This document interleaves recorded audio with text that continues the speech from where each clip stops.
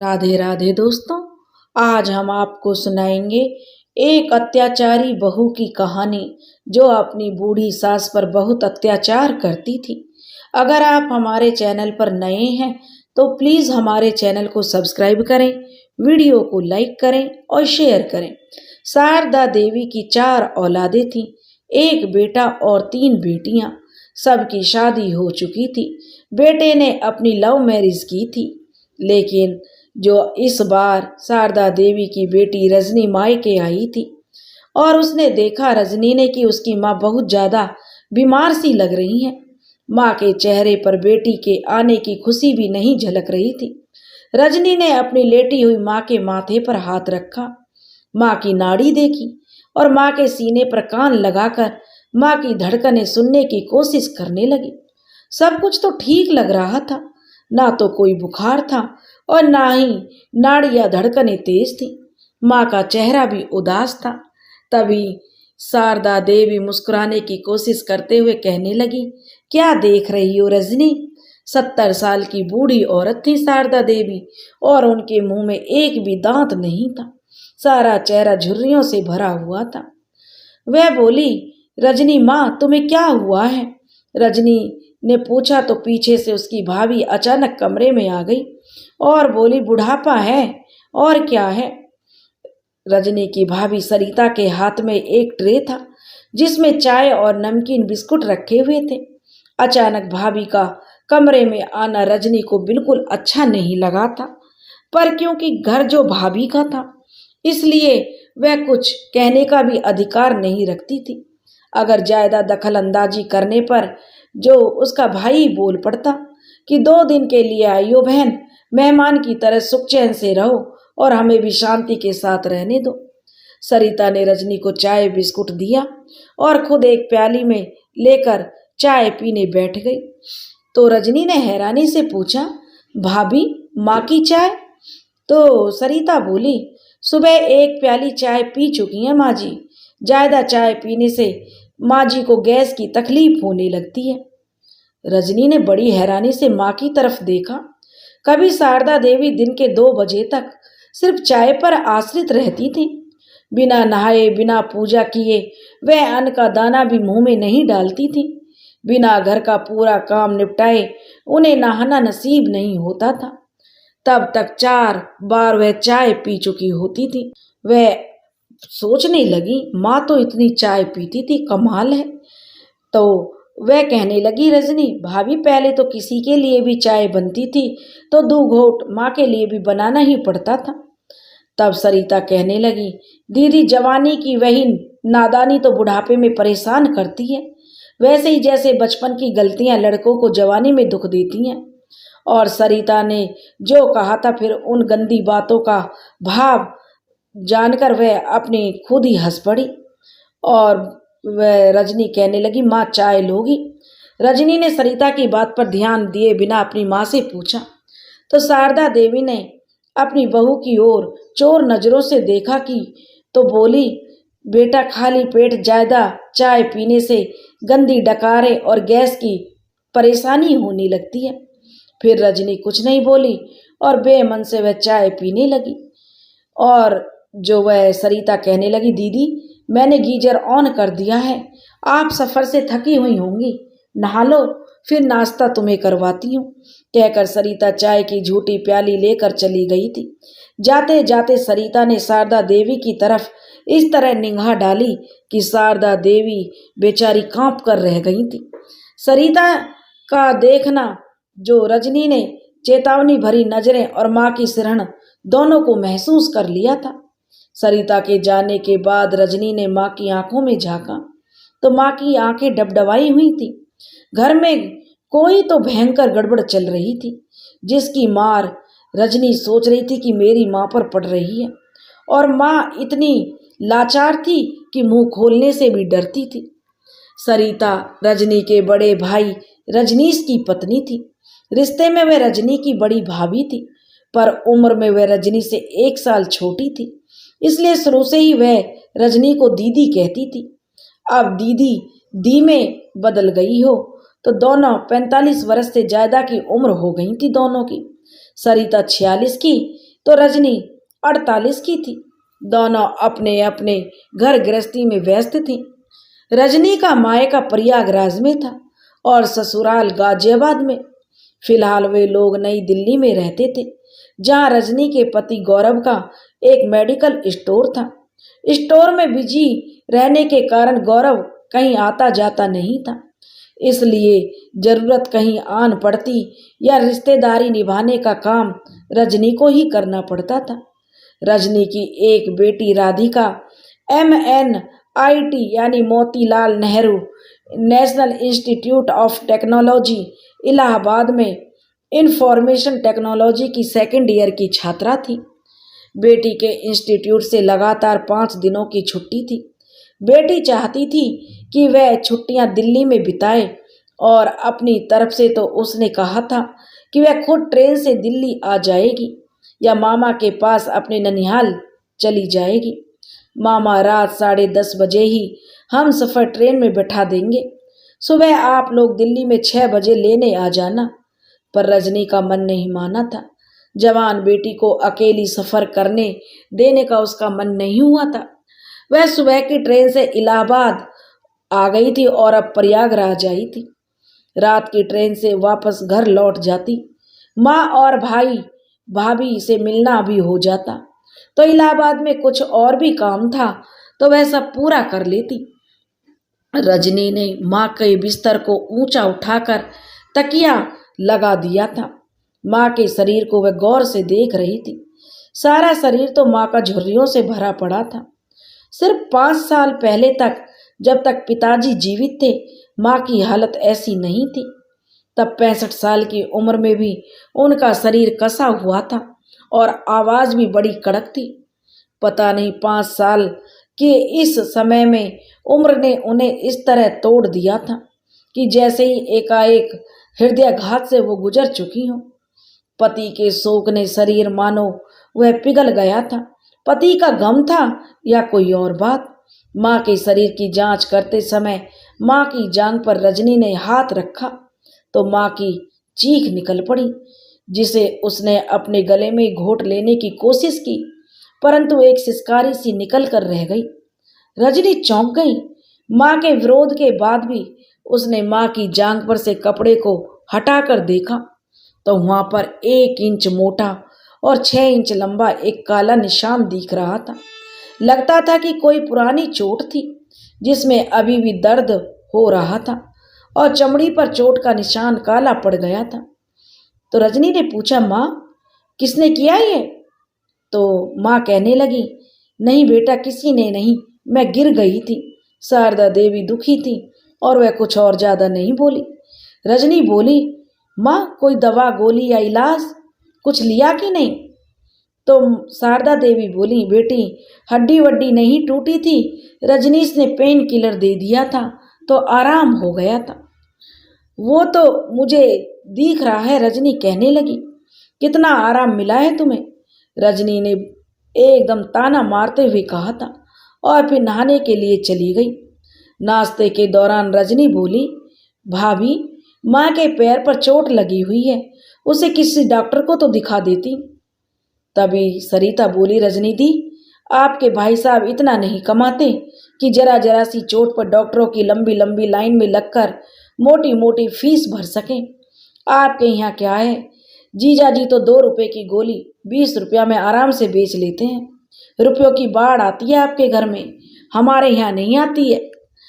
तो रजनी कहने लगी, अगर मैं माँ का इलाज करवा दूँ तो सरिता बोली, आप चाहें तो आप इन्हें अपने साथ दिल्ली लेती जाइए, इतनी सी चोट का एम्स में इलाज करवा दीजिए। हम गरीब भुक्कड़ लोग हैं, हमारे घर में ढंग से खाना भी नहीं है। वहाँ आप इलाज करवाइए, अम्मा को राज रानी बनाकर रखिए, कौन रोकता है आपको?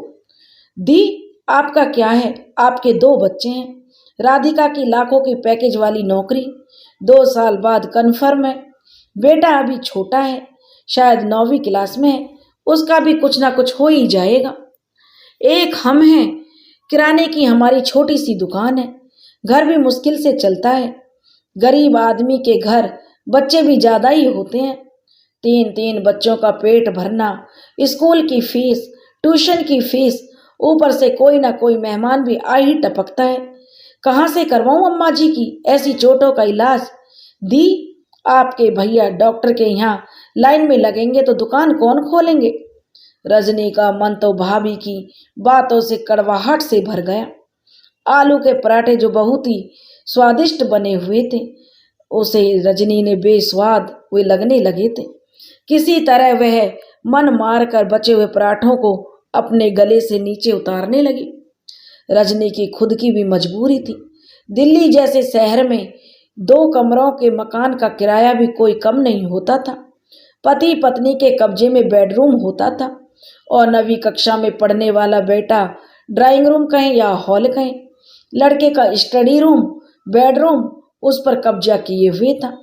राधिका के दिल्ली पहुंचने के बाद पति गौरव को बेटे के साथ रूम शेयर करना पड़ता था। ऐसी हालत में वह माँ को कहाँ रखती, कहाँ सुलाती? खुद के घर में ही कलह शुरू हो जाता। कहते हैं कि दिल्ली वालों का दिल बहुत बड़ा होता है। दिल तो बड़ा होता है दिल्ली में, मगर घर तो छोटा ही होता है। मन में करवाहट भरकर रजनी घर से बाहर निकल रही थी कि पीछे से उसकी सरिता भाभी भुनभुनाते हुए अपनी भाभी की आवाज उसके कानों में पड़ी। मेहमान बनकर आई हो, मेहमान ही रहो, खामा खा मेरे बसे बसाए घर में दखल अंदाजी करने की कोशिश न करो। रजनी बेचारी खून का घूंट पीकर रह गई थी। रजनी के जाने के 10 मिनट बाद सरिता झाड़ू लेकर शारदा देवी के कमरे में पहुंची। बेचारी बुढ़िया के चेहरे पर डर की परछाइयां साफ दिखने लगी थी। सरिता कहने लगी, क्यों री बुढ़िया, बेटी को देखकर घर की बुराई करती है? याद है ना, एक बार तेरी इसी लाडली के खसम को अंदर करवाया था मैंने। सरिता शारदा देवी के करीब पहुंची। सास के जो जांग पर चोट का निशान था, फिर उस चोट पर झाड़ू को टेकती हुई बोली, लगाऊं एक बार फिर या यहीं पर? तो बूढ़ी बेचारी दुख से जो करा उठी, बोली, नहीं नहीं सरिता बहू। वह कहने लगी कि नहीं नहीं क्या? सरिता जो अब उस बूढ़ी की नकल उतारती रही। फिर वह बूढ़ी का गला दोनों हाथों में थामकर उसे झंझोड़ती हुई बोली, घर की कोई बात अगर घर से बाहर गई ना बुढ़िया तो खैर नहीं, समझी? तो वह बोली, हाँ हाँ कोई बात घर से बाहर नहीं जाएगी बहू।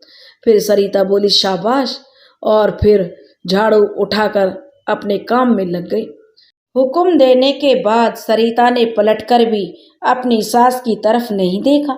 वह जानती थी उसके हुक्म के खिलाफ जाने की उसकी सास शारदा देवी में हिम्मत नहीं थी। शारदा देवी जो चलने फिरने में भी लाचार थी और वह झूठ बोलने के लिए भी बाध्य थी। रात के 10 बज चुके थे जब रजनी, राधिका और रजनीश प्रयागराज स्टेशन पहुंचे थे। रजनीश अपनी अल्टो कार से उन्हें रेलवे स्टेशन छोड़ने आया था। तभी रजनी ने कहा, भैया एक बात कहनी थी आपसे। रजनी थोड़ी हिचक रही थी तो रजनीश बोला, हाँ बोलो। वह बोली, माँ के बारे में। ड्राइव करते हुए रजनीश ने कहा, हाँ बहन, ऐसा तुम कुछ भी नहीं कहोगी जो मुझे पहले से मालूम नहीं है। मेरे पड़ोसी जो चीख पुकार सुनते हैं बहन, मुझे तानों से मारते हैं, गालियां देते हैं, पर जब मैं उन्हें गवाही देने के लिए कहता हूँ तब कोर्ट में गवाही देने के नाम पर सबके मुंह पर ताला पड़ जाता है। कई बार सोचा कि सरिता से तलाक ले लूं, पर वहाँ भी उसी की चलती है। काउंसलर समझौता करवा देता है, 3 बच्चों का हवाला देता है, सेटलमेंट के नाम पर इतना रुपया देने को कहता है कि मैं घर दुकान यहाँ तक कि खुद को भी बेच दूं तब भी उतनी रकम नहीं जुटा पाऊंगा। मेरी जिंदगी मेरी बहन नरक बन गई है, पर उसके साथ एक छत के नीचे रहने के लिए मैं मजबूर हूँ, क्योंकि बच्चों के कारण मैं मजबूर हूँ। एक बार जीजाजी ने यानी राधिका के पापा ने मेरे साथ जेल की हवा खा चुका है। बल्कि सच कहो तो गौरव जी मेरे कारण मेरे साथ जेल में गए थे, उस जुर्म जो हमने किया ही नहीं था। अगर गौरव जी के पास पुख्ता सबूत नहीं होते कि उस समय वो दिल्ली हाई कोर्ट में किसी गवाही के सिलसिले में पेश हो रहे थे और किसी भी हालत में उसी समय यहाँ प्रयागराज में वे मेरे साथ मिलकर सरिता को प्रताड़ित नहीं कर सकते थे। जज ने जब मामले को झूठा समझा था, फिर भी सरिता के वकील की दलील थी, हो सकता है रजनीश का सहयोगी नहीं कोई और हो। सरिता के सिर पर चोट लगी थी और उसका सिर भिन्ना रहा था, उससे गौरव को पहचानने में भूल हो सकती है। वकील ने भी दलीलें दी थी। नतीजा क्या निकला बहन? दोनों को कोर्ट से बाहर राजीनामा करने की सलाह मिली। तो राधिका कहने लगी, मामा जी मैं आपकी कोई हेल्प करूं? तो रजनीश बोले, बेटा तुम मेरी क्या मदद करोगी?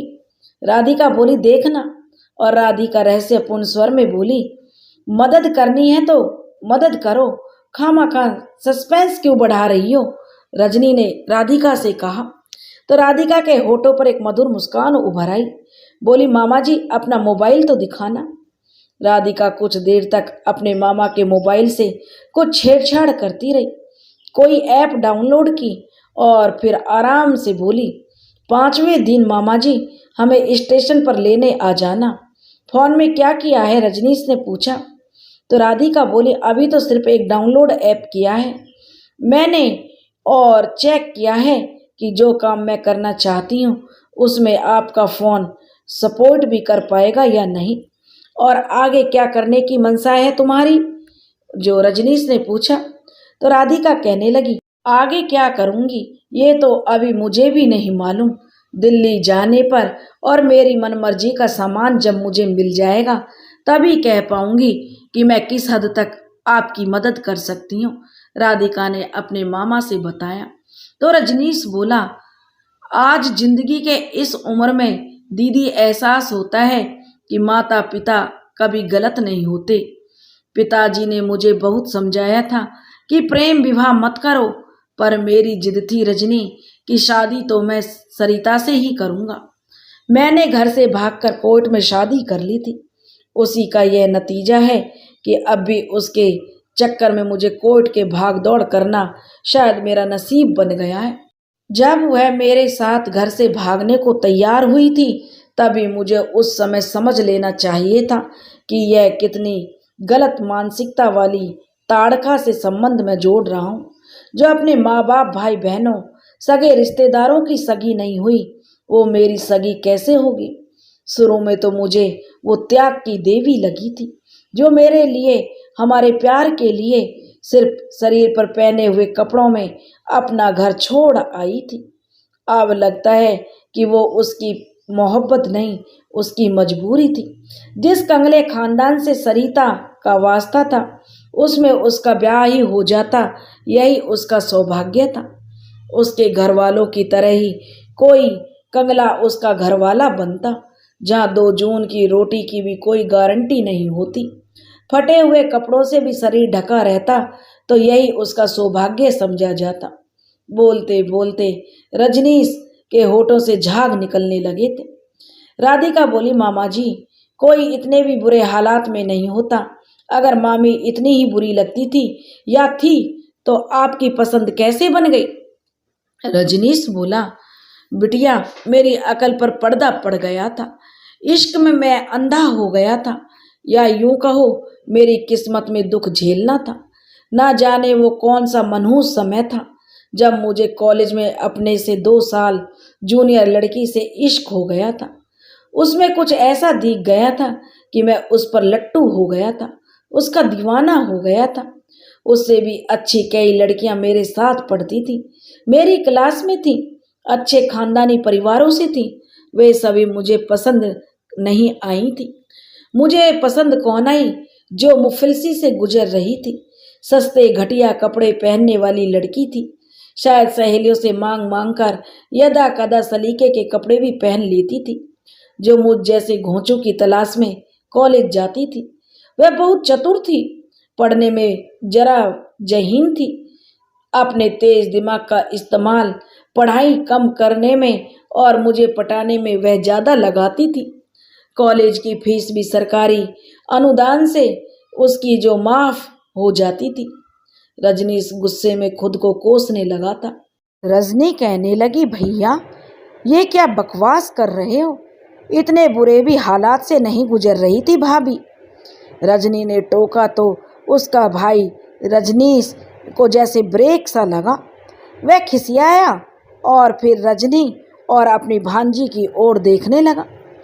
रजनीश बहन और भांजी को रेलवे स्टेशन पर बिठाने के बाद जब घर लौटा तो सरिता तो गुस्से में भरी बैठी थी और बोली, ये वक्त हो रहा है घर लौटने का?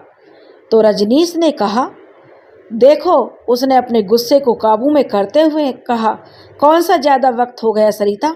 तुम्हारे सामने ही तो दुकान से लौटने के बाद तुरंत रेलवे स्टेशन चला गया था। जब उनकी ट्रेन स्टार्ट हो गई तब सीधे सीधे घर लौट आया हूँ।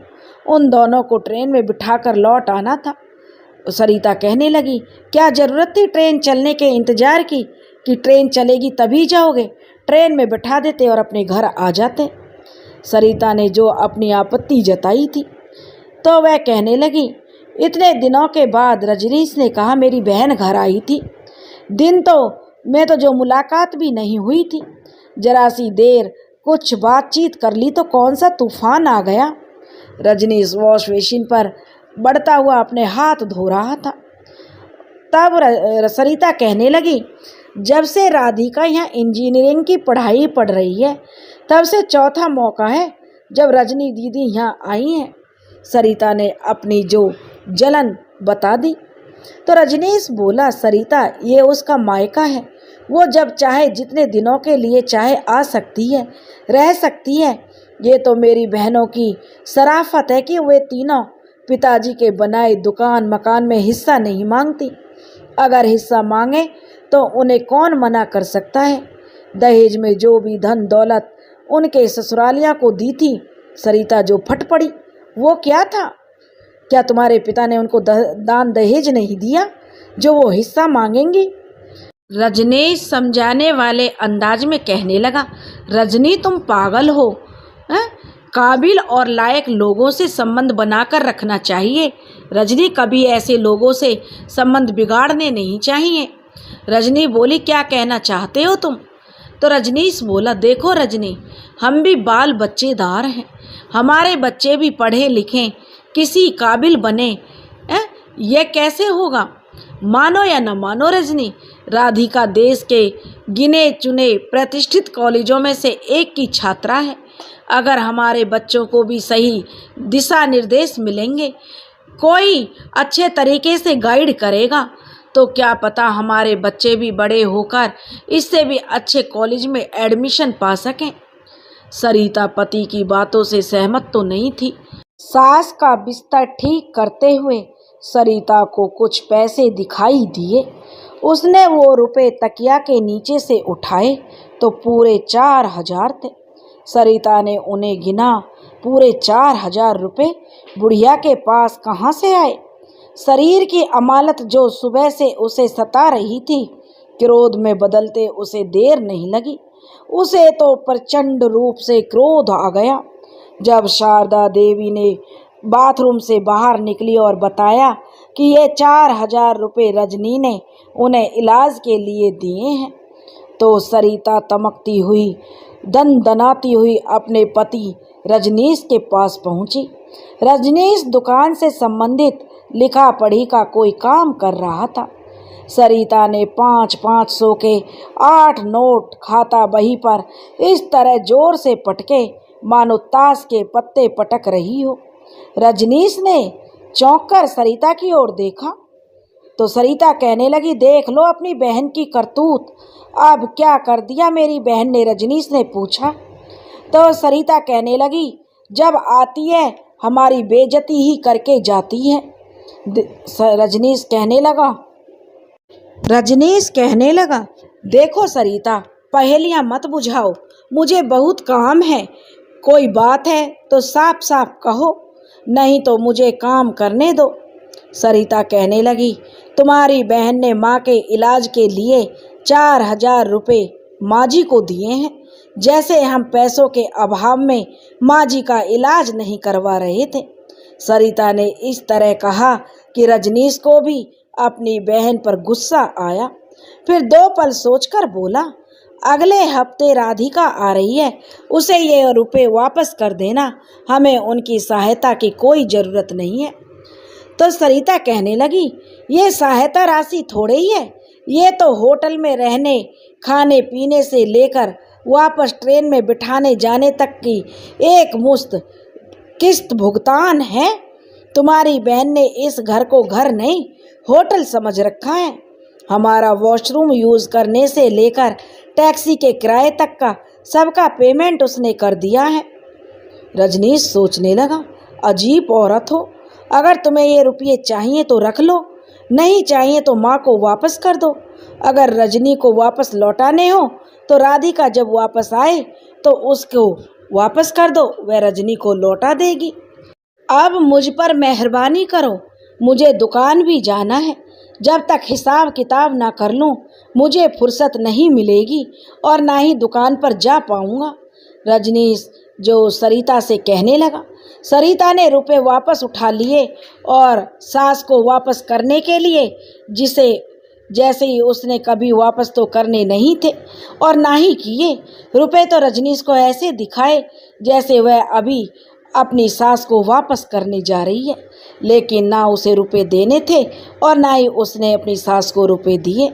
उस रोज़ सास को 2 एक्स्ट्रा तमाचे इसलिए ज़्यादा पड़े ताकि सास उन रुपयों के बारे में जो रजनी से कोई सवाल ना करेगी और सरिता से भी कुछ नहीं पूछेगी और रजनी को कुछ बताएगी नहीं।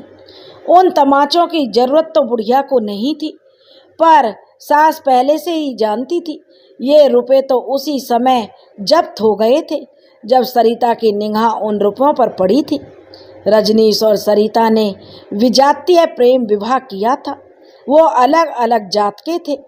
सरिता जहाँ रूपवती थी, फिगर फिल्मी जो हीरोइनों के जैसा था, पढ़ने में तेज थी और बोलने में भी हाजिर जवाब थी, वहीं रजनीश उनके सामने धनवान था, देखने में स्मार्ट था।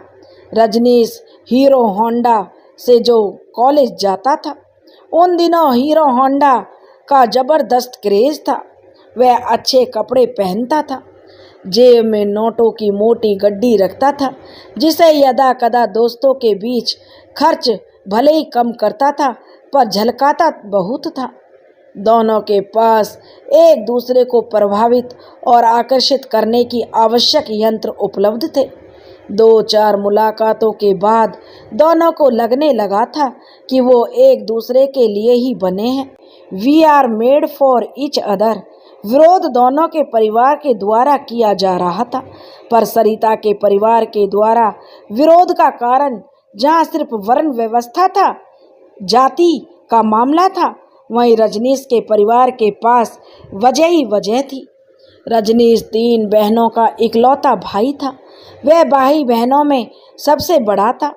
कहा जाता है बड़ा भाई पिता के समान होता है, पर यह ऐसा बड़ा भाई था जिसके कारण बहनों के विवाह में अड़चन आने वाली थी। उन दिनों प्रेम विवाह का मतलब सिनेमा और साहित्य में मनोरंजन मात्र था। समाज में जो गिने चुने लोग प्रेम विवाह कर रहे थे, उन्हें समाज उसकी स्वीकृति नहीं देता था। स्वीकृति मिल भी जाती थी तो बहुत देर से मिलती थी। सरिता के पिता की आय बहुत कम थी। बड़ी मुश्किल से उनके घर का गुजारा चलता था। घर भी झुग्गी झोपड़ी से थोड़ा सा ही बेहतर था। घर में फाके तो नहीं थे, पर अच्छा खाना भी जैसे किसी त्योहार का इंतजार कराता था। सरिता शुरू से ही निर्भीक और निडर थी। वह अपनी बात स्पष्ट कह देती थी, उसमें डर नहीं था। अपने घर में अपने माता पिता की आंखों में आंख डालकर वह कह देती थी, मुझे पूरी जिंदगी गरीबी या भिखमंगी में नहीं काटनी है। आप लोग रजनीश जैसा सामर्थ्यवान किसी लड़के से मेरी शादी करा दो या मेरी शादी रजनीश से करा दो। अगर दोनों ही नहीं कर सकते तो अपने हाथों से मेरा गला घोट दो। फिर माता पिता का विरोध महज एक अभिनय बनकर रह गया था। दोनों ने मैरिज रजिस्ट्रार के पास जाकर 30 दिन पहले अर्जी लगाई थी। फिर सबके विरोध के बाद कॉलेज के दोस्तों की उपस्थिति में और गवाही के जरिए दोनों का विवाह कर लिया गया था। रजनीश बचपन से ही पिता की दुकान में साथ बैठता था। जब बड़ा हुआ था तब पिता की गैर मौजूदगी में अकेले दुकान भी चलाने लगा था। बाजार में उसकी खुद की जान पहचान हो गई थी। रोजगार के लिए कोई समस्या नहीं थी, बात सिर्फ पूंजी की थी। कुछ धन तो उसने जमा कर रखा था, कुछ जगहों पर उसने पैसों की बात भी कर रखी थी। एक दुकान भी उसकी निगाह में थी। सप्लायर से जरूरत पड़ने पर माल भी मिलता रहे, भुगतान के भी कुछ अतिरिक्त दिनों की मोहलत मिल जाती। यह सब उसने पहले से ही सेट कर रखा था। एक नई बिल्डिंग में एक फ्लैट भी उसने किराए पर ले लिया था, जहां विवाह के बाद उन दोनों को रहना था। परंतु बाप आखिर बाप होता है। पिता को रजनीश की सभी बातों का ज्ञान था, पर उसके पिता मजबूर थे। मजबूर भी संतान के सामने ही जो माँ बाप को होना पड़ता है। इकलौते लड़के की जिद के कारण पिता को झुकना ही पड़ा और उसकी उन शर्तों को मानते हुए उसने जो विवाह कर लिया। पर अपनी पत्नी को वह परिवार में नहीं लाएगा। उसके पिता ने उसकी सब शर्तों को मान लिया था, लेकिन बोल दिया था कि विवाह तो तूने कर लिया है, लेकिन तू अपनी पत्नी को हमारे परिवार से दूर ही रखेगा। उसके पिता ने उसी फ्लैट में उसे किराए पर जो उसने लिया था, पिता ने वह फ्लैट अपने नाम से खरीदकर रजनीश को दे दिया था रहने के लिए। सरिता को पहली शिकायत रजनीश से यही हुई, फ्लैट पिता के नाम पर क्यों है, उसके या रजनीश के नाम पर क्यों नहीं है।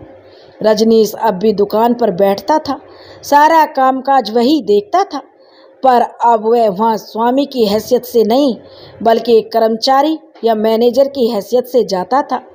पिता से उसे उतना ही वेतन मिल जाता था कि उसका खर्चा आसानी से चल जाता था, पर मालिक होने का सुख तब तक उसके हिस्से में नहीं आया जब तक उसके पिता बनवारी लाल बंसल जीवित रहे थे। हालांकि बाद में सरिता को फ्लैट से वर्तमान घर में आने का सौभाग्य छोटी ननंद की शादी हो जाने के बाद ही मिल गया था। कारण भी था दहेज की मांग। छोटी ननंद की शादी में ढेरों दहेज भी दिया गया था और बहुत धूमधाम से शादी की गई थी। शादी के खर्चे पूरे करने के चक्कर में रजनीश और सरिता का फ्लैट बिक गया, उनके हाथों से जाता रहा। पिता ने रजनीश को बताकर सलाह लेकर ही वह फ्लैट बेचा था। सरिता, जिसे वह अपना सा फ्लैट लगता था कि यह फ्लैट उसका है, जहां उसे यह लग रहा था कि यह अब उससे कोई नहीं लेगा और उससे उसका आशियाना छीना गया हो, उसके मन में तो विद्रोह आ गया था कि यह उसका फ्लैट है और उससे छीना जा रहा है। मायके वाले जो अब तक उससे मिलने जुलने वहीं पर आते थे, तो उन्होंने भी सरिता को भड़काया। उसे आर्थिक तो नहीं पर नैतिक सपोर्ट जरूर देते थे।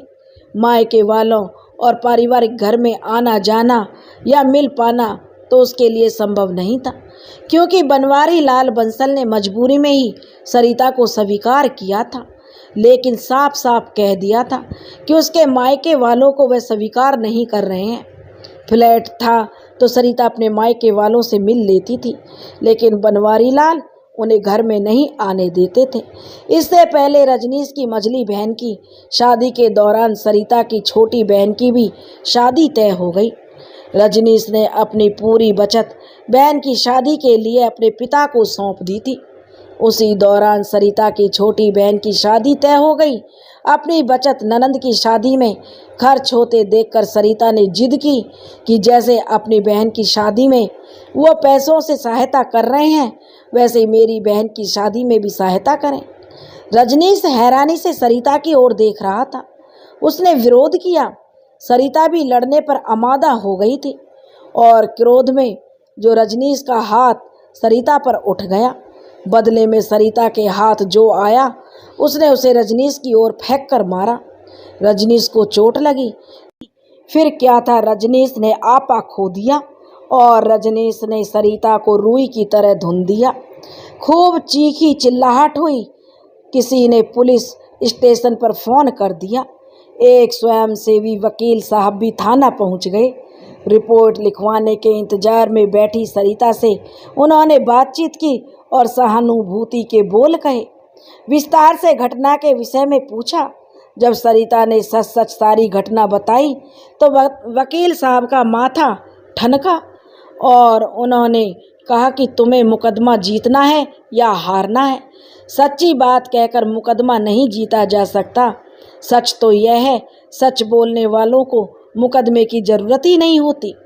फिर वकील के कहने पर सरिता ने दहेज की मांग, घरेलू हिंसा और जो उसने अपने नंदोई के द्वारा बलात्कार का प्रयास और मारपीट, ससुर के द्वारा गंदी नज़र रखना, ननदों के द्वारा अमानवीय व्यवहार, यानी पूरे परिवार को मुकदमे के बीच में लपेटा गया।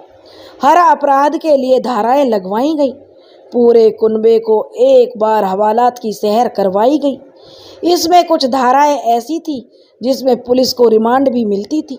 ढेरों पैसों खर्च करने के बाद गौरव द्वारा झूठा फंसाया जा रहा था कि गौरव को तो कोई वो ही नहीं था, नंदोई था, इसलिए उसको तो झूठा फंसाया गया। सिद्ध करने के बाद भी हुआ क्या? आपसी रजामंदी हुई। सरिता के हाथ मजबूत हो गए। सरिता का तो आत्मविश्वास बढ़ गया। उस वकील की फीस भी रजनीश को ही झेलनी पड़ी थी। और तो और बाद में सरिता ने घर का माहौल इतना खराब कर दिया था कि रजनीश को मजबूरन कुछ पैसे उधार लेकर साली की शादी में देना पड़ा था। साले और ससुर ने इस रकम को कुछ दिनों के बाद लौटा देने का वादा किया था, पर वो कुछ दिनों बाद क्या, कभी नहीं आया वो दिन जब वो पैसे वापस आए हों। रजनीश को वो रकम अपने पल्ले से चुकानी पड़ी थी।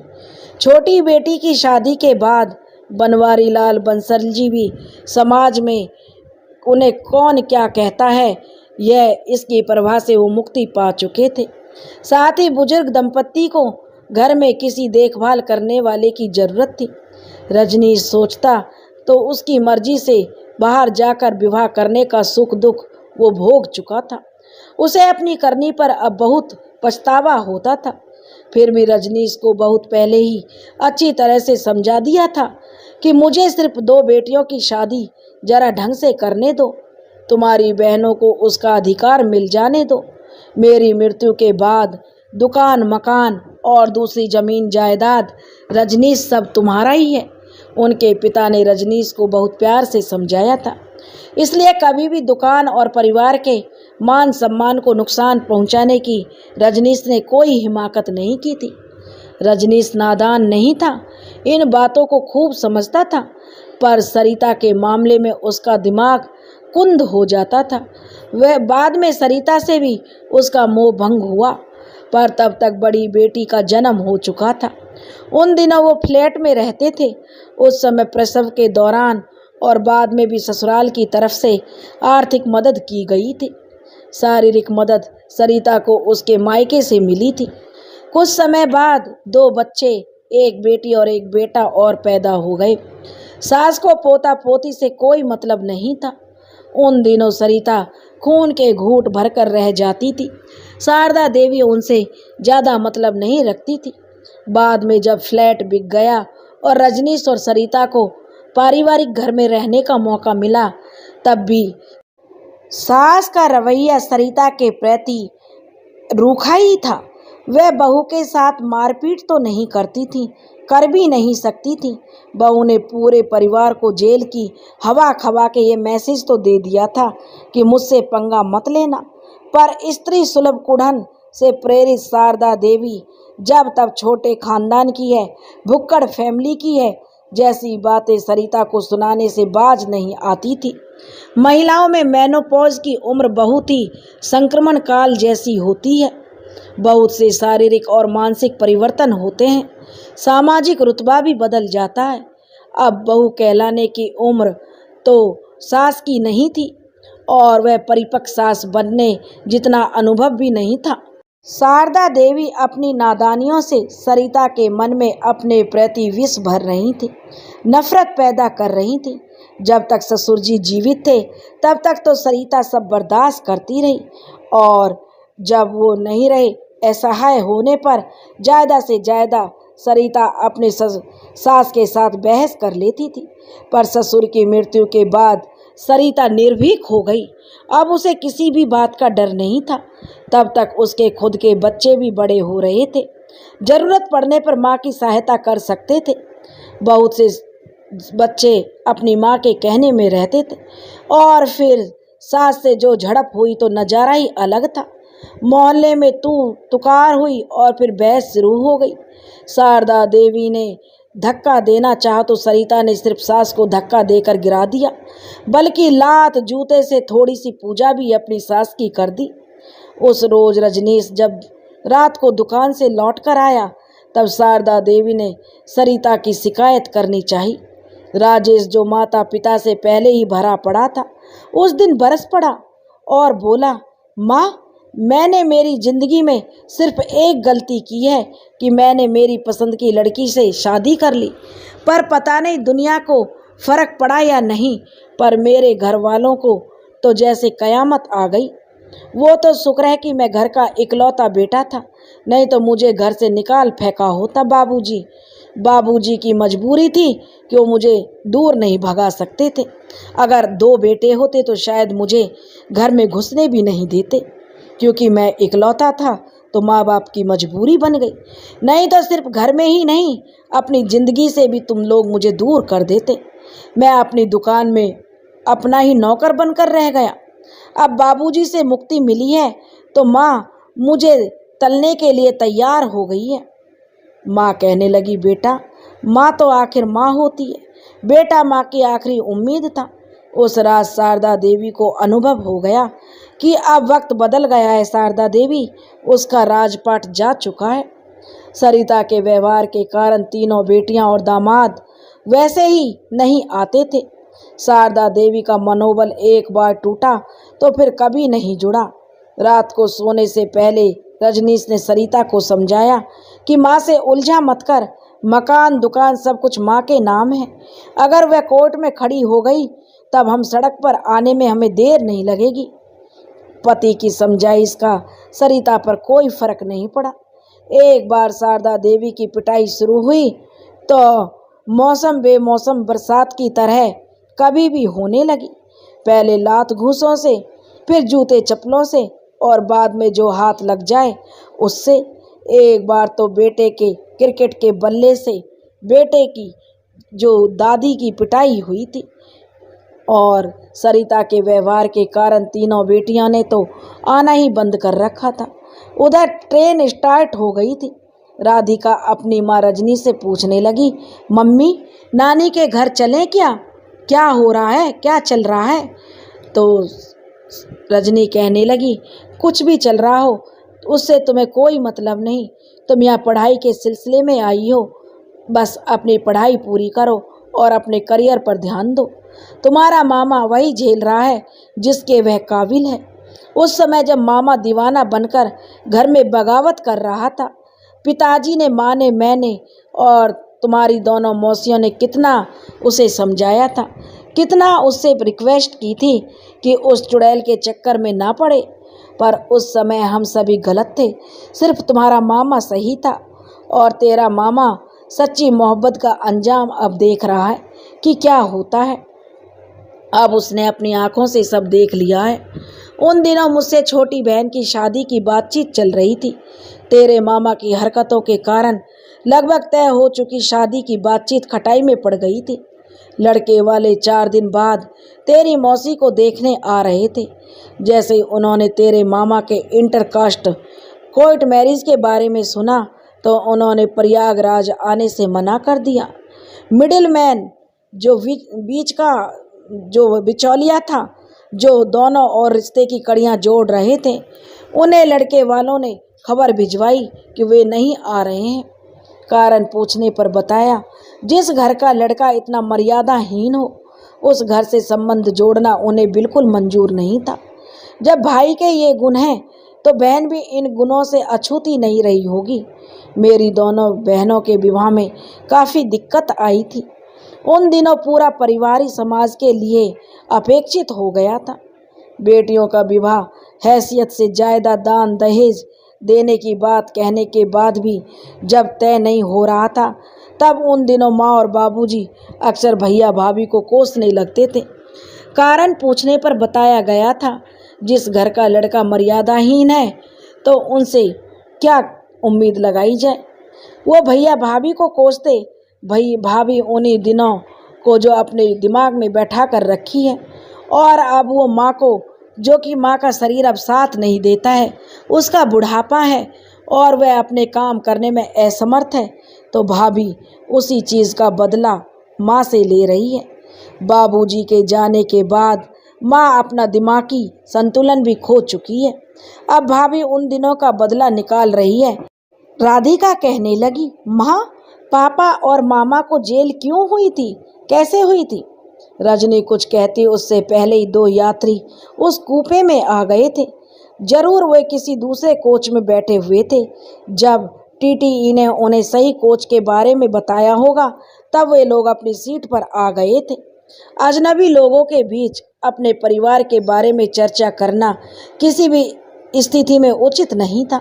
माँ बेटी ने अपना बिस्तर ठीक किया और लेटकर अपने अपने विचारों में जो डूब गईं। माँ अपनी माँ के भविष्य के बारे में चिंतित थी और बेटी सबूत जुटाने के लिए जरूरी उपकरणों के बारे में सोच रही थी। 5 दिन के बाद जब राधिका दिल्ली से प्रयागराज लौटी, तब उसके बैग में उसकी ज़रूरत की सभी सामग्री मौजूद थी। वह शाम 5:30 बजे प्रयागराज रेलवे स्टेशन पर नॉर्थ ईस्ट एक्सप्रेस से प्रयागराज स्टेशन पर पहुंची थी। राधिका की मां रजनी इस बार भी राधिका को छोड़ने प्रयागराज आना चाहती थी, पर खुद राधिका की जिद थी कि उसे आत्मनिर्भर कब बनने दोगी? आप हर जगह मेरे साथ चलोगी तो मैं कैसे आत्मनिर्भर बनूंगी? जब मैं दिन की गाड़ी में भी अकेली सफ़र नहीं कर सकती, तो जिंदगी के सफ़र में अकेली कैसे चल सकूंगी? मुझे बेवजह बैसाखी का सहारा लेने के लिए जो बाध्य मत करो माँ। रजनी प्रतिवाद में कुछ कहना चाहती थी, तब राधिका ने दलील दी थी, चलो माँ, उसी रात जब मुझे प्रयागराज से लेकर यहाँ दिल्ली आई थी, तब सहयात्री हम दोनों पर झपट पड़ते तो हम क्या कर लेती माँ? हम दोनों भी तो औरतें थीं, वो तो हमारे साथ वहाँ कुछ भी कर सकते थे, क्या कर लेती तुम? माँ कहने लगी, माँ, तुम मेरी रक्षा क्या करती? खुद को भी नहीं बचा सकती हो तुम। दरअसल मुझे मेरी हिफाजत के लिए नहीं, बल्कि अपनी तसल्ली के लिए मेरे साथ जाना चाहती हो कि तुमने अपना फर्ज पूरा कर लिया। राधिका ने तर्कपूर्ण बहस से पिता गौरव को प्रेरित किया। वे दखल अंदाज हुए और कहने लगे कि राधिका जो कह रही है वो ठीक है, और अंतिम निर्णय उनके पिता ने लिया। दिन का सफ़र है, वहाँ प्रयागराज से मामा रिसीव करने आ जाएंगे, इसलिए राधिका को अकेले भेजा गया। रात ननिहाल में रहने के बाद अगली सुबह राधिका अपने हॉस्टल चली जाएगी। राधिका ने प्रयागराज आने से 4 स्टेशन पहले ही रजनीश को फ़ोन कर दिया और बताया मामा को कि वह प्रयागराज पहुंचने वाली है। वह उसकी तरफ से टेंशन ना लें, चुपचाप दुकान में रहें। वह ओला बुक करके सीधे दुकान पर पहुंचेगी और वहीं आगे की प्लानिंग बताएगी। शाम का समय था, दुकान में ग्राहकी भी थी। दोनों ने ग्राहकों के जाने का इंतजार किया। जब दुकान ग्राहकों से खाली हुई और दुकान के काम करने वाले कर्मचारी बिखरी हुई चीज़ों को सलीके से जमाने में व्यस्त हो गए, तब मामा भांजी दुकान के उस हिस्से में पहुँचे जहाँ बनवारी लाल बंसल साहब का ऑफिस की तरह उस हिस्से को इस्तेमाल करते थे। वहाँ एक बड़ी सी स्क्रीन मौजूद थी, जिसमें दुकान के हर कोने में लगे सीसीटीवी कैमरे से प्राप्त तस्वीर प्रदर्शित हो रही थी। दुकान में अब इक्का दुक्का ग्राहक आ रहे थे, जिन्हें कर्मचारी हैंडल कर रहे थे। वह एक मंझोले आकार का जनरल स्टोर था, जहाँ घरेलू उपयोग की लगभग सभी चीज़ें मिलती थीं। मामा कहने लगे, पहले यह बता राधिका, भूख लगी है, कुछ खाओगी क्या? रिवॉल्विंग चेयर पर बैठते हुए रजनीश ने राधिका से पूछा था। तब राधिका रजनीश से कहने लगी, मामा, पहले काम की बात कर लें, अगर फिर दुकान में भीड़ हो गई तो आप उधर काउंटर पर चले जाओगे। तो रजनीश बोला, हाँ, तुम कह तो सही रही हो, तुम दिल्ली से मेरे लिए कोई ख़ास चीज़ लाई हो? तो राधिका बोली, हाँ। तो रजनीश बोला, क्या है वो ख़ास चीज़? राधिका कहने लगी, मामा जी, मैं आपको एक ऐसी चीज दूंगी जिससे आपके पास मामी के खिलाफ सबूतों का खजाना इकट्ठा हो जाएगा। राधिका लगभग फुसफुसाती हुई बोली थी। तो रजनीश बोला, कोई कैमरा वगैरह तो नहीं लगाना चाहती हो? अगर हाँ तो सरिता कोई अंधी नहीं है। राधिका पहले ही दिन कैमरा को उखाड़ कर फेंक देगी और फिर घर में महाभारत का वो एपिसोड शूट होगा कि हमारे देवता पनाह मांगते रह जाएंगे। ऐसा कुछ नहीं होगा। राधिका कहने लगी, मामा जी, किसी को पता भी नहीं चलेगा कि कैमरा लगा भी है या नहीं, और वायर उसमें होगा ही नहीं, क्योंकि मामी वायर देख के ही तो कैमरा उखाड़ के फेंकती, लेकिन उसमें कोई वायर नहीं होगा। ये देखो। राधिका ने अपने लगेज की ओर देखा और फिर ट्रॉली बैग में से एक छोटा सा पैकेट निकाल कर ले आई। मामा के सामने सावधानी से पैकेट खोला और कुछ यंत्र निकाल कर मेज पर रखे। फिर कमीज के बटन से भी छोटे आकार का एक कैमरा उसमें से निकाल कर दिखाया और इसे कहने लगी, मामा जी, जहाँ मर्जी हो वहाँ लगा देना। कमरे में जो गोदरेज की अलमारी रखी है उसके ऊपर कुछ कबाड़ सा रखा हुआ है, मैं उसी कबाड़ के बीच कमरे का बाकी डिवाइस छुपा दूंगी। कैमरे का कंट्रोल आपके मोबाइल में ऑपरेट होगा। आप थोड़ा सा आपको वक्त देना होगा। जो काम की बात लगे उसे सेव करके अलग रख देना, बाकी डिलीट कर देना। डिवाइस में 8 टीबी का मेमोरी स्टोरेज है जहां ऑटोमेटिक डाटा सेव होता है। पावर के लिए इसमें लिथियम बैटरी भी है, जिसे 4 दिन में भी चार्ज कर लेंगे तो आपका काम चलता रहेगा। बिना किसी को पता चले ये चार्ज होगा कैसे? रजनीश बोला, तो किसी बल्ब या ट्यूबलाइट के कनेक्शन में इसे चार्ज करने की भी व्यवस्था कर दूंगी मामा जी। रिकॉर्डेड वीडियो डिवाइस के स्टोरेज में सेव होगा, आपके मोबाइल स्क्रीन पर प्ले होगा। आप चाहें तो अपने मोबाइल में सेव कर सकते हैं। साथ ही बैटरी और स्टोरेज काफ़ी देर तक काम कर सकते हैं। इसके लिए मामी के चेहरे का फ़ोटो लेकर सेंसर से भी कनेक्ट कर दूंगी। जैसे ही मामी कमरे में आएगी रिकॉर्डिंग शुरू हो जाएगी और मामी की गैर मौजूदगी के 2 मिनट बाद कैमरा बंद हो जाएगा, जिसे 4 दिन में भी चार्ज कर लेंगे। सिर्फ 15 मिनट में जो आपको इन सब का ऑपरेट कैसे करते हैं उसे मैं आपको बता देती हूँ। फिर वाकई अगले 15 मिनट में रजनीश ने एक एनआईटी इंफॉर्मेशन टेक्नोलॉजी की दक्ष छात्रा के सानिध्य में किसी प्रोफेशनल की तरह कैमरा ऑपरेट कर रहा था। वह उसकी बारीकियां समझ रहा था, कैमरे और ब्लूटूथ की रेंज डिस्कस कर रहा था। यह कैमरा तुम कहाँ से लाई हो? रजनीश ने राधिका से पूछा। कैमरे की परफॉर्मेंस और पिक्चर और साउंड क्वालिटी देखकर रजनीश तो मंत्रमुग्ध हो गया और उसने पूछा, दिल्ली के इलेक्ट्रॉनिक्स मार्केट में अब आप अपना तामझाम संभालो और घर में जब कभी मौका मिले तो कमरों में इंस्टॉल कर देना। और अब आप मुझे मामा जी इजाज़त दीजिए। रजनीश बोला, इजाज़त? कहाँ की इजाज़त? तो वह कहने लगी, हॉस्टल जाने की। रजनीश बोला, पागल है, रात होने वाली है, इस समय तुम्हें हॉस्टल भेजूंगा तो तेरी माँ मेरी जान खा जाएगी। राधिका बोली, मामा, ओला से 1.25 घंटे का सफ़र है, मैं रात में अपने कमरे में आराम से सो जाऊंगी। रजनीश बोला, राधिका थोड़ी देर यहीं रहो, तुम्हारी पसंद की कोई चीज़ मंगवाता हूँ, खाओ और टाइम पास करो। रात में मैं माँ के कमरे में सोना, वहीं अपने हाथों से यह सब इंस्टॉल कर देना और कल सुबह मैं खुद अपनी गाड़ी से तुम्हें तुम्हारी कॉलेज छोड़ाऊँगा।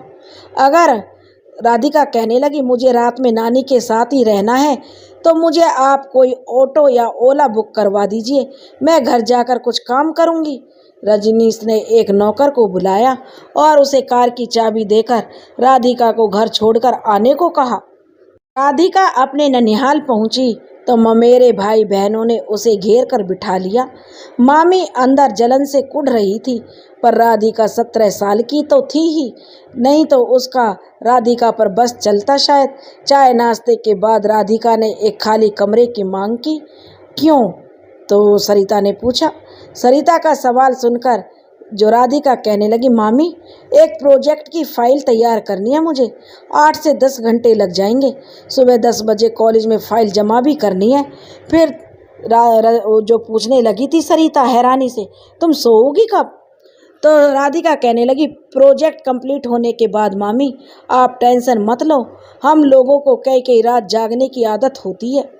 राधिका व्यवस्था जताती हुई बोली थी, कुल 3 तो कमरे हैं घर में, एक में मैं और तेरे मामा सोते हैं, एक में बच्चे सोते हैं, एक में माँ जी रहती हैं। तुम्हारा प्रोजेक्ट जरूरी है तो हमारा सोना भी तो जरूरी है राधिका। सरिता की बड़ी बेटी बोली, मम्मी दीदी को दादी के कमरे में बिठा दो, दादी रात भर जागेंगी तो दादी भी कौन सा रात भर सोती हैं। तो वह बोली, ठीक है, एक मेज और एक कुर्सी वहाँ लगवा दो बस। राधिका ने आभार प्रकट किया और जब दोनों ममेरी बहनों ने दादी के कमरे में एक मेज और एक कुर्सी लगा दी तो राधिका वाकई अपना प्रोजेक्ट पूरा करने में व्यस्त हो गई। जितना जल्दी वो प्रोजेक्ट पूरा होता उतना ही जल्दी से वह मामा के खास प्रोजेक्ट को पूरा कर चैन की नींद सोती। रात को डिनर के लिए जब उसे बुलाया गया तो वह अपना मोबाइल फ़ोन उठा लाई थी और फोटोग्राफी में व्यस्त हो गई थी। उस समय तो मामी सरिता को भी मज़ा आ रहा था कि भांजी उसे बहुत महत्व दे रही है। राधिका ने सबसे ज़्यादा तस्वीरें अपनी मामी की ही खींची थी। सुबह के 8 बज रहे थे। मामा भांजी अल्टो पर कार में सवार होकर राधिका के कॉलेज की ओर जा रहे थे। राधिका से बात करने के लिए रजनीश इतना उतावला था कि उसे रात में ढंग से नींद भी नहीं आई थी। कच्ची पक्की नींद के कारण उसका सिर भी भारी हो रहा था। तो वह कहने लगा, राधिका काम हुआ? मुख्य सड़क पर जैसे ही गाड़ी पहुंची सबसे पहला सवाल रजनीश का यही था। तो वह कहने लगी, हाँ हाँ मामा जी, क्यों ना होता। मेज कुर्सी सिर्फ मेरे प्रोजेक्ट में काम नहीं आए बल्कि अलमारी के ऊपर इंस्टॉलेशन छुपाने में भी काम आया। मेज पर चढ़कर मैं बहुत ही सुविधाजनक तरीके से अपना काम कर पाई। डिवाइस को पावर सप्लाई देने में थोड़ी दिक्कत आ रही थी जिसमें खुद नानी ने मेरी हेल्प की। तो रजनीश बोला, माँ को मालूम है कमरे के बारे में? रजनीश थोड़ा हकला कर बोला। तो राधिका बोली कि मैंने बिना नानी की जानकारी के कैसे कमरे में लगा पाती। जब तक मैं प्रोजेक्ट का काम करती रही नानी आराम से लेटी रही थी। रात के 2:30 बजे जैसे ही मैं कैमरा इंस्टॉल करने के लिए उठी नानी की आंख खुल गई और मुझे उनके विश्वास में उन्हें लेना पड़ा था कि विश्वास में लेकर मैंने उन्हें समझाया कि ये सब उन्हीं की भलाई के लिए किया जा रहा है। बाद में पावर सप्लाई के लिए जब मैं कमरे की ट्यूबलाइट 10 मिनट के लिए बंद की थी तब नानी की मोबाइल की फ्लैश लाइट जलाकर मुझे मदद नानी ही कर रही थी। बिना नानी की जानकारी के मैं कैसे कर पाती मामा जी, आप ही बताइए। इसलिए नानी को बताया। तो क्या मामा जी ये गलत हो गया? बोला, हाँ ये गलत हो गया। रजनीश अफसोस जताने लगा। देख लेना राधिका, तुम्हारा भंडा फोड़ तुम्हारी नानी ही करेगी। वैसे तो ये होने से राधिका कहने लगी, पर यदि हो भी गया तो परवाह किसे है, कहीं सरिता तुम्हारे पीछे न पड़ जाए। रजनीश ने कहा। तो राधिका कहने लगी, पढ़े तो पढ़े, इसमें मुझे क्या, पढ़ने के लिए वो मेरे कॉलेज तो उन्हें आना पड़ेगा, जहाँ उन्हें पता चलेगा कि कॉलेज में पढ़ने वाली लड़कियाँ सिर्फ पढ़ने में होशियार नहीं, सबक सिखाने में भी माहिर होती हैं। और रजनीश बोला, सिर पर एक बाल भी सलामत मिल जाए तो मेरा नाम बदल देना, मुझे फिक्र हो रही है तेरी राधिका। राधिका कहने लगी, आप फिक्र मत करो मामा और अपना मोबाइल दो। रजनीश ने राधिका को अपना मोबाइल दे दिया। अभी घर का पिक्चर दिखाती हूँ, राधिका कहने लगी। कहकर राधिका ने मोबाइल के साथ कुछ छेड़छाड़ शुरू कर दी। थोड़ी देर बाद राधिका ने रजनीश को उसका मोबाइल दिखाया। स्क्रीन 2 भागों में बटा हुआ था। एक भाग बिल्कुल डार्क था, दूसरे भाग पर पलंग पर बैठी हुई माँ की स्पष्ट तस्वीर दिखाई दे रही थी। और कैमरा 2 लगाए गए हैं क्या? रजनीश ने पूछा। सीसीटीवी कैमरे के बारे में जो मेरी बहुत जानकारी रखने वाली जो राधिका ने पूछा रजनीश से। हाँ, एक को सेंसर मामी के फेस से है और दूसरा नानी के फेस से। जब दोनों ही कमरे की रेंज में नहीं रहेंगी तब स्क्रीन बिल्कुल ब्लैक दिखेगी, राधिका ने कहा। और फिर एक बार फिर मामा के मोबाइल में कुछ छेड़छाड़ करने लगी। चुपके से उसने अपना मोबाइल चेक किया। नानी के कमरे का दृश्य अब उसके मोबाइल पर भी दिख रहा था। कैमरा 2 लगाए थे और उसने अपने फ़ोन से भी कनेक्ट किया था। राधिका के जाने के बाद सरिता अपनी सास के कमरे में जो मेज और कुर्सी जो अभी भी उसी कमरे में थी, उन पर निगाह पड़ते ही सरिता भड़क उठी। बढ़ियाई महारानी प्रोजेक्ट वाली, इतना ही पढ़ने का शौक था तो मेरे घर क्यों आई थी, सीधे हॉस्टल चली जाती। भुनभुनाती हुई सरिता पहले कुर्सी और फिर मेज कमरे से निकालकर उन्हें उनकी सही जगह पर पहुंचाने लगी। शारदा देवी खामोश रहना ही उसने उचित समझा था। एक तो राधिका द्वारा दिया गया ज्ञान से वह आश्वस्त थी कि जल्दी उनके दिन बदलने वाले हैं। दूसरा, बार बार की लड़ाई के बाद शारदा देवी समझ गई थी 70 साल की इस उम्र में अपने से 24 साल छोटी बहू से लड़ाई में वो जीत नहीं सकती। जब हार पहले ही निश्चित हो तो पंगे लेना उचित नहीं। शारदा देवी जब अपने कमरे की सफाई कर रही थी तब उन्हें वायर के छोटे छोटे टुकड़े स्विच बोर्ड के पास गिरे हुए मिले। रात में जब सभी सो रहे थे तो राधिका और वह खुद पर वायर छीलकर कनेक्शन कर रहे थे, तब ये टुकड़े जमीन पर गिरे थे। शारदा देवी ने वो टुकड़े उठाए और उन्हें फिर बारीकी से कमरे का मुआयना करने लगी और चश्मा पहन लिया था ताकि किसी भी हालत में सरिता को पता नहीं होने देना चाहती थी। अगले 7 दिन तक छुटपुट घटनाओं के अलावा कुछ विशेष नहीं हुआ था। राधिका अपने कॉलेज में व्यस्त थी, रजनीश अपने कारोबार में और घर का हर सदस्य अपने अपने दैनिक कार्यों में व्यस्त था। 50 साल की उम्र में अब जब कभी रजनीश अपने बारे में सोचता था तब पछताने के अलावा उसके पास कुछ नहीं था। जब कभी बड़ी हो रही बेटियों के भविष्य या उनके बारे में विचार करता था तब उसे समझ आता था कि क्यों उसके पिता इस विजातीय विवाह के खिलाफ थे, क्यों पिता उसकी बहनों के विवाह तक उसे अपने पारिवारिक घर से दूर रखे हुए थे। रजनीश राधिका का बहुत मान रखता था। राधिका परिवार की अगली पीढ़ी यानी पहली संतान थी। अब उसने अपनी मेहनत से अपना भविष्य सुरक्षित कर लिया था। जब कभी बड़ी हो रही बेटियों के भविष्य या उसके विवाह के बारे में वो सोचता तो वह चाहता था कि मेरी बेटियों के साथ ऐसा ना हो। रजनीश चाहता था कि उसकी बेटियां भी राधिका की तरह उच्च शिक्षा प्राप्त करें और उस मुकाम पर पहुंच जाएं जहां किसी की मजाल नहीं होती कि वे उनके धर्म या जाति पर कोई सवाल उठा पाते। सफल व्यक्तियों में कौन उसकी जात पूछता है, पूरा शहर ही उसे अपने करीबी बताता है। उस दिन सरिता का मूड खराब था। रजनीश सुबह सुबह नाराज होकर दुकान चला गया था। हुआ ये था कि सुबह सुबह सप्लायर का ट्रक आने वाला था। रजनीश ने 7 दिन पहले ही जो 2 लाख रुपए जो रखने के लिए उसको सरिता को दिए थे। पैसों की ज़रूरत कब है ये बताया नहीं था। कल शाम को सरिता का भाई सिर्फ 2 दिन के लिए 20,000 रुपये मांगकर उधार ले गया था। उसने वादा किया था वेतन मिलते ही सबसे पहले वो 20,000 रुपये लौटाने आएगा। यह कोई नई बात नहीं थी। वह महीने के आखिरी दिनों में अक्सर 2-4 दिनों के लिए उधार ले जाया करता था, पर यह पहली बार हुआ कि भाई पैसे लौटाता उससे पहले ही रजनीश ने रुपये मांग लिए थे। व्यापारी के घर में नगद रुपये रहना कोई बड़ी बात नहीं है। आड़े वक्त कब जरूरत पड़ जाए किसे मालूम होता है। रजनीश ने एटीएम से पैसे निकालकर सप्लायर को तो दे दिए, पर बात यह हुई कि रजनीश का कहना था कि तुमने सरिता से कहा कि तुमने मुझे पूछना भी जरूरी नहीं समझा, और सरिता कह रही थी क्या मेरी औकात 20,000 रुपये की भी नहीं है। बेटा, रजनीश भूखा प्यासा दुकान चला गया था, इसलिए शारदा देवी थोड़ी गुस्सा थी। वह भुनभुनाने के अलावा कर भी क्या सकती थी। और इसी दरमियान सरिता शारदा देवी के लिए नाश्ता लेकर आई थी। नाश्ता देखकर शारदा देवी भड़की। जिसे खिलाकर भेजना था उसे तो नाराज करके भेज दिया। तुम्हें खाना है तो खा, नहीं तो दिन भर भूखी छोड़ दूंगी, सरिता अपनी सास से कहने लगी।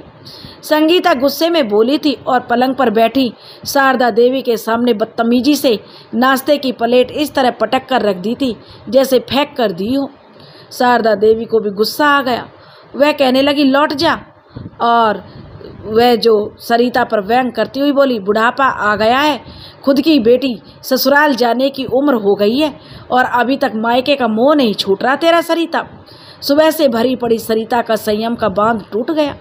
बिफर पड़ी वो और फिर शारदा देवी पर कयामत बनकर टूट पड़ी। नाश्ते का प्लेट अब जमीन की धूल चाट रहा था। पहले लात घूंसों से जमकर शारदा देवी की पिटाई की। शारदा देवी को भी गुस्सा आ गया था, लेकिन कर क्या सकती थी। शारदा देवी बेचारी जो सरिता के हाथों खुद पिटेने जाने पर दुख से करहाने लगी। तब तक बेटे का जो क्रिकेट का बैट लेने सरिता गई थी। जब ढूंढने से उसे क्रिकेट का बल्ला नहीं मिला, तब गुस्से में पानी गर्म करने वाला इमर्शन रॉड ले आई थी और उसका प्लग सॉकेट में डालकर शारदा देवी को जलाने की कोशिश की। इमर्शन रॉड तो फौरन गर्म होने लगा था, पर वायर इतना बड़ा नहीं था कि वह डायरेक्ट शारदा देवी तक पहुंच पाता। देखता हुआ इमर्शन रॉड देखकर शारदा देवी बुक्का फाड़कर चिल्लाई, चीखी तो बहुत खूब चीखी, लेकिन चीख से सरिता का क्रोध में और बढ़ावा किया। उसका क्रोध और बढ़ गया था। अब सरिता का खुद का हाथ दुखने लगा था। तब तक उसने उसे बहुत मारा था। जब सरिता का खुद का हाथ दुखने लगा तो वह बेटे का क्रिकेट बैट लेकर आई थी, लेकिन बैट भी नहीं मिला और वह जो इमर्शन रॉड लेकर आई थी। परिणाम यह हुआ, क्रोध में अंधी हो चुकी सरिता ने इमर्शन रॉड को एक तरफ फेंका और चीख चिल्ला रही शारदा देवी का गला पहले हाथ में फिर एक दुपट्टे को शारदा देवी के गले में लपेटकर गला घोटने का प्रयास करने लगी। खुद का छुटाने का प्रयास करती हुई शारदा देवी ने वो गलती कर दी जिसका अंदेशा रजनीश ने राधिका को पहले ही जता दिया था। वह कहने लगी, आज अपनी मनमानी आखिरी बार कर ले सरिता, तेरी हर करतूत कैमरे में रिकॉर्ड हो रही है। शारदा देवी ने अपना गला छुड़ाने की कोशिश करते हुए कहा। कैमरे के नाम पर सरिता चौंकी, फिर बोली मजाक उड़ाने वाले अंदाज में, पिशाचनी सी हंसी हंसकर बोली, कमीनी बुढ़िया, पूरी जिंदगी तुमने मेरा और मेरे मायके वालों का मजाक उड़ाया है, हमें नीचा दिखाया है। आज मैं तुम्हारा हर गरुड़ तोड़ दूंगी। समझ ले, गरुड़ ही नहीं, तेरी सांसों की डोर भी आज मेरे हाथों टूटेगी। आज अपनी मैं मनमानी करके रहूंगी। तो बुढ़िया कहने लगी, जितना सितम ढाना है ढाले, राधिका ने तेरी मौत का पूरा पूरा इंतजाम कर दिया है सरिता। उस रोज वो किस प्रोजेक्ट के लिए यहाँ नहीं आई थी? वो तेरी करतूतों को रिकॉर्ड करने के लिए, कैमरा लगाने के लिए घर में रुकी थी। प्रोजेक्ट तो वह अपने कॉलेज के हॉस्टल में भी पूरा कर सकती थी। शारदा देवी संघर्ष करती हुई बोल रही थी। इस बार सरिता मजाक उड़ाती नहीं रह गई और गले पर दबाव बढ़ाती हुई पूछी, कहाँ है कैमरा? बता बुढ़िया, कैमरा कहाँ लगा है? शारदा देवी ने उंगली के इशारे से कैमरे की ओर इशारा कर दिया। सरिता दीवार पर चिपके बिंदी के आकार के कैमरा को देखकर एक बारगी तो उसे विश्वास ही नहीं हुआ कि इतना छोटा भी कोई कैमरा होता है। पर जब शारदा देवी ने अलमारी और ट्यूबलाइट की ओर दिखाकर हंसते हुए कहा तो बिजली के बारीक तार के सहारे वह रिकॉर्डिंग और डिवाइस सेटिंग तक मिनटों में पहुंच गई। एक बार उन यंत्रों तक पहुंची तब सबको नोचकर उसने अपने काबू में ले लिया। फिर उन्हें नष्ट करने के लिए सिलबट्टे पर कूट सा दिया। अपनी समझ से उस डिवाइस को नष्ट करने के बाद सरिता का क्रोध एक बार फिर अपने जो जलाल पर पहुंच चुका था। वह उसी सिलबट्टे को उठाकर शारदा देवी के कमरे में आई। इससे पहले कि जमीन पर गिरी पड़ी सुबक रही शारदा देवी का सिर भारी सिलबट्टे से कुचलकर वह शारदा देवी की ई लीला समाप्त कर पाती। शारदा देवी की हृदय विदारक चीखें सुनकर पहुंचे लोगों में से कुछ लोग आगे बढ़े और फिर कई बलिष्ठ हाथों ने सरिता को दबोच लिया था। आनन फानन में फोन करके पुलिस और रजनीश को बुलाया गया। पहले रजनीश फिर पुलिस घटनास्थल पर पहुंचे। शारदा देवी लगभग बेहोशी की हालत में जमीन पर पड़ी हुई थी और सरिता वहीं जमीन पर बैठी हुई घायल शेरनी की तरह सामने खड़े पड़ोसियों पर गुर्रा रही थी। कमरे में सिलबट्टा एक और पड़ा हुआ था और अलमारी के ऊपर रखा हर चीज कमरे के फर्श पर बिखरी पड़ी थी।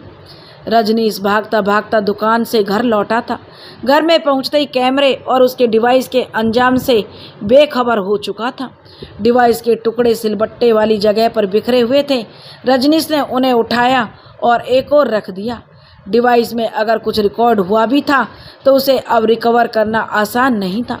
पुलिस आई और शारदा देवी को अस्पताल और सरिता को हवालात ले गई। रजनीश मूर्ख दर्शक बना हुआ था। उसे तो कुछ समझ नहीं आ रहा था वह करे तो क्या करे। माँ तो मृत्यु शैया पर थी और पत्नी उम्र कैद की राह में। डिवाइस के टुकड़े सिलवट्टे वाली जगह पर बिखरे हुए थे। प्रत्यक्षदर्शियों के अनुसार पुलिस को बयान दिया गया कि सरिता को नहीं पकड़ते तो वह भारी सिलबट्टे से अपनी सास शारदा देवी का सिर कुचलकर उसे मार देती। रजनीश के तीनों बच्चे स्कूल से आ चुके थे। कभी वह अपने मोबाइल को देख रहा था तो कभी अपने बच्चों को। मोहल्ले के पत्रकार रजनीश से मिलना चाहते थे। रजनीश उनसे नहीं मिला तो पड़ोसियों के बयान लेकर अस्पताल में शारदा देवी का बयान लेने वो पहुंच रहे थे। और रजनीश ने ऐसे जुबान बंद कर ली थी मानो वह बचपन से बहरा गूंगा रहा हो। शारदा देवी की हालत गंभीर थी। उन्हें बहुत बुरी तरह से मारा पीटा गया था। पड़ोसियों ने ही राधिका की मां रजनी और दोनों मौसियों को फ़ोन पर उनकी मां के साथ हुए हादसे की खबर कर दी थी। तीनों बहनें बहुत जल्दी और प्रयागराज पहुंचने की कोशिश में जुट गई थीं। 3 दिन बीत चुके थे। सरिता की कोर्ट में पेशी हो गई थी और अदालत ने उसे अगली सुनवाई के लिए न्यायिक हिरासत में जेल भेज दिया था। शारदा देवी ने पुलिस को अपना बयान रिकॉर्ड करवा दिया था और टीवी चैनल वालों ने पूरी घटनाक्रम के बारे में वह बयान दे चुकी थी। स्थानीय ही नहीं, नेशनल नेचर पर भी बहू के द्वारा बूढ़ी सास पर जुल्म की कहानी लगातार चल रही थी। घर में रजनीश के तीनों बच्चे, तीनों बहनें और उनके पति मौजूद थे। 3 दिन बीत चुके थे। सरिता जो जेल में थी, राधिका परेशान थी कि टीवी पर सीसीटीवी फुटेज की बात क्यों नहीं हो रही है। टीवी वाले सिर्फ नानी के बयान को क्यों दिखा रहे हैं। मामी की क्रूरतापूर्ण वीडियो फुटेज क्यों नहीं दिखा रहे हैं। वह टीवी के हर न्यूज़ चैनल को बारी बारी चेक कर रही थी। किसी भी चैनल पर वो फुटेज नहीं दिखाए गए थे। मामा अपने वो फुटेज पुलिस को नहीं दिए थे क्या, राधिका ने पूछा। उत्कंठा से राधिका मरी जा रही थी। सोच रही थी आखिरकार वह मामा से पूछ ही लिया। तो उसके मामा ने पूछा कौन से फुटेज, और राधिका ने विस्तार से बताया तो सबकी निगाहें राजेश पर जा टिकी। राधिका परेशान थी कि मामा ऐसा व्यवहार क्यों कर रहे हैं। संगीता ने वो रिकॉर्डिंग सिलबट्टे कुचल कर नष्ट कर दिए थे। रजनीश राधिका से नजरें मिला पाने में ताव नहीं आ सका। राधिका कहने लगी मामा। राधिका हैरानी से चीख पड़ी। झूठ बोलते शर्म नहीं आती। असली अपराधी मामी नहीं, आप जैसे लोग होते हैं जो बीवी को बचाने के लिए झूठ का सहारा लेते हैं। नष्ट होने से पहले डिवाइस में इतना फुटेज भेज दिया गया था कि मामी को उम्र कैद की सज़ा आराम से मिल जाए। डिवाइस के टूटने से पहले तक का फुटेज मेरे पास भी था। आपके मोबाइल को मैंने हैक कर रखा था और जो वीडियो आपके मोबाइल पर रिसीव होता था वो मेरे मोबाइल पर भी आता था। मैंने वो सभी वीडियोस पुलिस को और एक पत्रकार को भेज दिया है। मैं किसी अपराध का सबूत छिपाने में या अपराधी का साथ नहीं दे सकती। ये क्या कर दिया तुमने। जो रजनीश फपक पड़ा और राधिका से बोला ये तुमने क्या किया। अब ये तीनों बच्चों का क्या होगा। इन्हीं के कारण मैं वर्षों से उस जालिम औरत को झेल रहा था।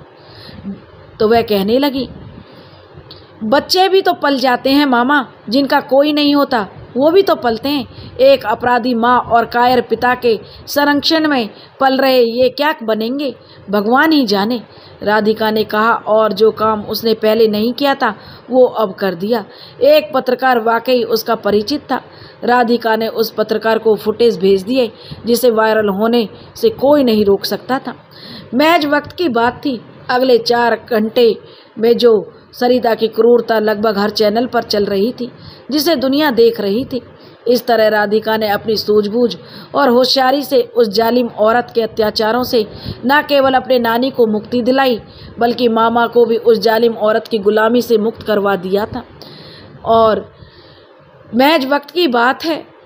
जो लोग जो इस बात से मुकर जाते हैं, पत्नी की गलत चीज़ पर साथ देते हैं और उसकी गलती पर रोकते नहीं हैं, तो यही आगे चल के इतनी बड़ी विडंबना बन जाती है। सास जो धीरे धीरे बहू को थोड़ी इसमें शारदा देवी की भी गलती थी, वो उसको बात बात पर ताने मारती थी, उसके जो पीहर वालों को जली कटी सुनाती थी। यही विष उसके मन में घुलता जा रहा था और आगे उसे अपनी सास से इतनी ज़्यादा सख्त नफरत हो गई थी कि ससुर के मरते ही घर में उसका राज आ गया था और वह सास को इस तरह से प्रताड़ित करने लगी थी। वो तो एक जालिम बहू थी, लेकिन इसमें भी सास ने भी रोपा था। इसलिए समझदारी यही कहती है कि मिलजुल कर किसी से इतना उसको ना नीचा दिखाओ और ना ही उसके साथ इतना गलत व्यवहार करो कि वह कोई क्राइम करने के लिए भी जो उतावला हो जाए, वह अपनी ऊंच नीच और भावनाओं में सबको भूल जाए और वह ऐसे अपराधी किस्म का बन जाए। दोस्तों, अगर आपको हमारी कहानी पसंद आई हो तो प्लीज़ हमारे चैनल को लाइक करें और वीडियो को लाइक करें, चैनल को सब्सक्राइब करें। राधे राधे।